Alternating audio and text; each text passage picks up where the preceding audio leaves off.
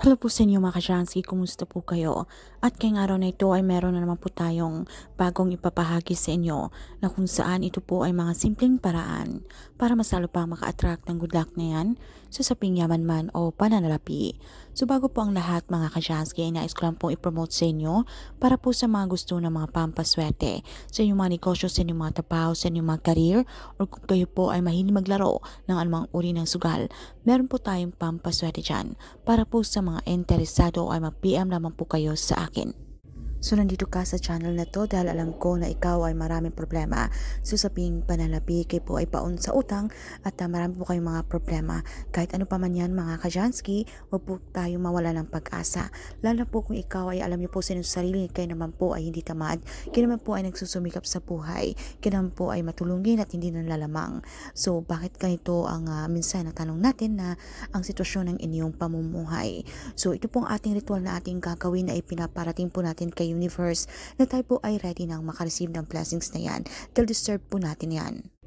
So kinakailangan malakas po ang inyong paniniwala sa itong mga ritual dahil dito po ay pinapractice natin ang law of attraction na kung saan ay kung malakas ang inyong paniniwala na mangyayari ang isang bagay, ito po ay mangyayari. So gamit lamang po ang 3 butil ng bawang.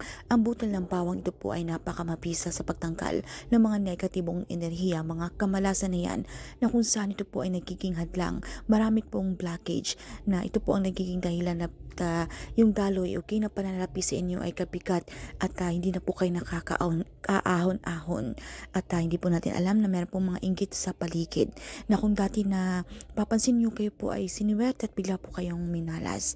So hindi po natin alam na meron pong mga inggit sa paligid or mga evil eye na yan. So kailangan po natin kontrahin yan. Napakadali lamang po ang ating gagawin sa umaga between 6 to 8 a.m. Itong 3 butil ng bawang. Maglagay lamang po tayo ng tubig sa ating baso mga ka-Jansky, alright? Yung baso natin ay dapat babasagin, transparent. And then pagkatapos, ilublob nyo po itong 3 butil ng bawang. And then lagyan nyo lamang po ito, okay? Ng 1 teaspoon, okay? Ng salt or asin. Para ito po ay makakatulong din na mas lalo pang pipisa yung ating gagawing ritual, pangtanggal po ng mga negative energy, mga kamalasan na yan. Then para ma-activate po ang energy, dasalan lamang po natin ito. So isang ama namin at isang sumasampalataya ako. Pero kung iba naman po ang inyong reliyon o hindi nyo po kabisado ang ritual na ito, wala pong problema mga ka-Jansky. Pwede po yung mga personal na dasal basta tayo po ay taos puso o sincere kapag tayo po ay nakikipag-communicate kay universe.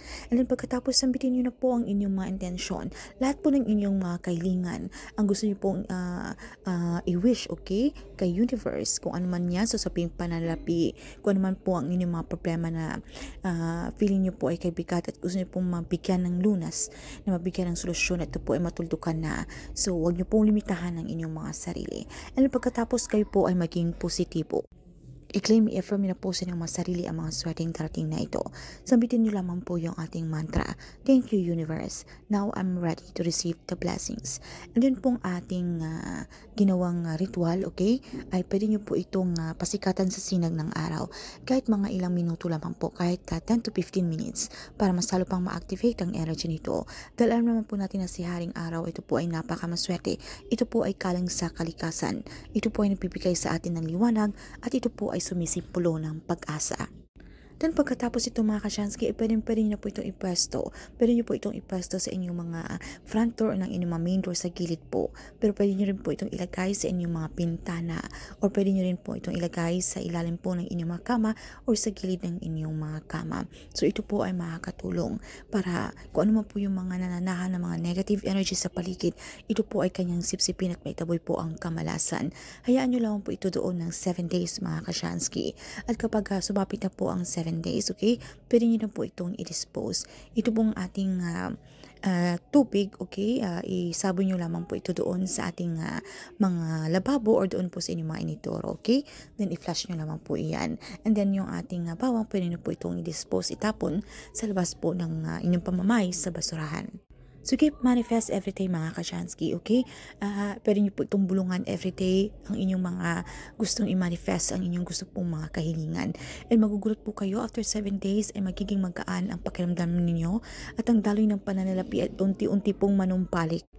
At kung ano man po yung ating swerteng ating inaasam, ito po ay mangyayari. Basta't wag lamang po kayong mawala ng pag-asa, basta't kayo po ay magtiwala lamang. Malakas po ang inyong paniniwala rito at ito po ay mag-work sa inyo. At syempre kinakailangan na itong ganitong mga pampaswerteng ritual ay sabayan pa rin po natin ito ng pagsusumikap, aksyon, pagpaplanong gagawin kung paano pa po tayo mas lalong umangat. So hindi po ito ibig sabihin na tayo po ay tatamad na lamang at wala na po tayong gagawin. Tayo po ay maging tamad na lamang at mag-aantay ng grasya. So hindi po ito ganon. Sabayan pa rin po natin ito ng pagsusumikap, tayo pa rin po ay gumawa ng aksyon, mga pagpaplanong gagawin. Dahil nasa atin pa rin po ang may kontrol at tayo pa rin po ang gumagawa ng ating kapalaran. Nasa ating kamay ang tagumpay, mga Kachansky.